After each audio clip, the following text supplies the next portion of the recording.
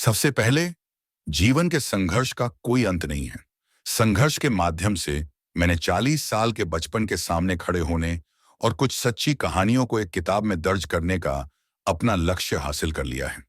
इसलिए इन मुद्दों के महत्व को समझना जरूरी है। इसलिए इन मुद्दों के महत्व को समझना जरूरी है। मैं अपनी माँ, भाई और बहन की महान आज्ञाओं और सलाहों की सूची से दूर नहीं जा सका, जो मेरे दिमाग में जटिल रूप से संग्रहित थीं। टुकड़ों टुकड़ों में यह कहानी वर्तमान पर लागू नहीं हो सकती। लोगों के रहने का वातावरण समय के साथ बदलता रहता है। आजकल लोगों का ज्ञान, बुद्धि, मन, प्यास, मन और चरित्र घड़ी की कल की तरह बदल रहा है। मुझे लगता है कि कार्रवाई के माध्यम से खुद को और दूसरों को संतुष्टि, खुशी और आनंद से परिचित कराने के लिए कदम उठाना और कीमती समय खर्च करना बुद्धिमानी है। मुझे आशा है कि पाठक घटित घटनाओं के विषय को अपने मन के लिए उपयोगी बना सकेंगे। इस लेख में ऐसा कुछ भी नहीं है जो बचपन से लेकर 11 वर्ष की आयु तक आशा और निराशा का शिकार न देखा गया हो या पैदा न हुआ हो। यह मेरे कामकाजी जीवन का एजेंडा है, जो मेरे दिमाग में हमेशा चलने वाली तरंगों से छुटकारा पाने का प्रयास है। कहानी के पात्रों का नाम संदर्भ के अनुसार नहीं दिया जा सका, इसलिए बचपन का अधिकतम लाभ उठाना और सोचने की क्षमता हासिल करना महत्वपूर्ण है। सर्वोत्तम खुशी तभी प्राप्त की जा सकती है जब हम अपने बचपन को निराशा, हंसी, संघर्ष, झगड़ों के बीच बिताने के बजाय भविष्य की दृष्टि से एक सुंदर जीवन का आनंद लेने का लक्ष्य निर्धारित कर सकें। कुछ विषयों पर लगाम लगाकर नए पाठ खोजे जा सकते हैं। क्या काम की जिम्मेदारियों के साथ समय या उम्र बढ़ने पर हमें खूबसूरत जिंदगी को भूल जाना चाहिए? जीवन के अंत तक न तो कार्य का अंत होता है और न ही सीखे जाने वाले विषयों से कोई प्रस्थान होता है। आपको अपने अनुभव का उपयोग किए बिना अपनी शिक्षा समाप्त नहीं करनी चाहिए और अपना जीवन नहीं छोड़ना चाहिए। सफलता की कुंजी कड़ी मेहनत, समर्पण और आत्मविश्वास से पाई जा सकती है।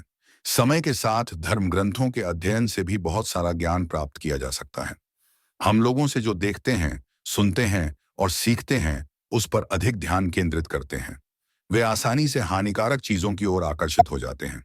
अच्छी चीजों को गंभीरता से लेना और हानिकारक चीजों को अपने विवेक से त्यागना बहुत जरूरी है।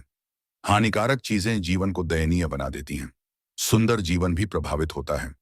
ऐसे मामलों को माफ करना आपका व्यक्तिगत अधिकार है। इच्छा शक्ति और मनोबल से बुरी आदतों या हानिकारक चीजों को छोड़ा जा सकता है। ये वो चीजें नहीं हैं जिनके साथ हम पैदा हुए हैं। प्रयास से कुछ भी असंभव नहीं है। परिवर्तन के लिए सकारात्मक सोच की भी आवश्यकता होती है। ऐसे कई कारण हैं जिनकी वजह से आपको जिम नहीं जाना चाहिए। ऐसे कई कारण हैं जिनकी वजह से आपको जिम नहीं जाना चाहिए। मैं अपनी परम स्नेहमयी माँ गुलचीबाला के कैवर्त की छाया में अपने सूक्ष्म जीवन में आगे बढ़ने में सक्षम हुआ। मैं मानव शरीर में अपनी प्रगति के लिए अपने पिता तुल्य भाई बोपाइकन दास और क्रमशः 3 बहुत सम्मानित बहनों मायकन, सरस्वती और चांदनी के आशीर्वाद और स्नेह के लिए आभारी हूँ। मैं डॉ ज्योतिरेखा हजारिका, एसोसिएट प्रोफेसर, असमिया विभाग, जगन्नाथ बरुआ विश्वविद्यालय को धन्यवाद देना चाहता हूँ, जिन्होंने अक्सर मुझे लिखने के लिए प्रोत्साहित और प्रेरित किया है। यह इस बात का प्रतिबिंब है कि उन्होंने अपने व्यस्त जीवन के बीच the winding road of childhood भाग 1 को प्रकाशित करके मुझे क्या करने के लिए प्रेरित किया। इस अनुभव के हर पहलू की जांच करने और प्रकाशित करने के लिए मुझे प्रोत्साहित करने के लिए मैं उनका सदैव आभारी रहूंगा। डॉ इंद्रेश्वर दास, सेवानिवृत्त प्रमुख प्रोफेसर, इतिहास विभाग, जेबी कॉलेज। नवजीत दास, लेखक। अच्युत सेनापति, ह्यूमन बीइंग्स के प्रमुख, एनआरएल। तपन ज्योति दत्ता, संगीत निर्देशक और कई गणमान्य व्यक्ति मेरी स्मृति में हैं। इसे लिखने के लिए मुझे प्रोत्साहित करने के लिए मैं उनका आभारी हूं। मेरी पत्नी, बहन सोनपाही, बेटा रक्षनाथ और बहू पिंकी, जो हर पल मुझ पर नजर रखती हैं।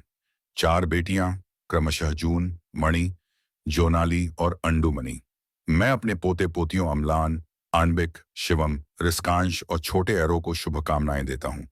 मैं कन्या सम ज्योतिष गोगोई को बहुत कम समय में पुस्तक लिखने के लिए धन्यवाद देना चाहता हूं। अगले तीसरे खंड के प्रकाशन के लिए पाठकों की प्रतिक्रिया की आशा के साथ, प्रताप चंद्र दास, गढ़मुर, योरहट।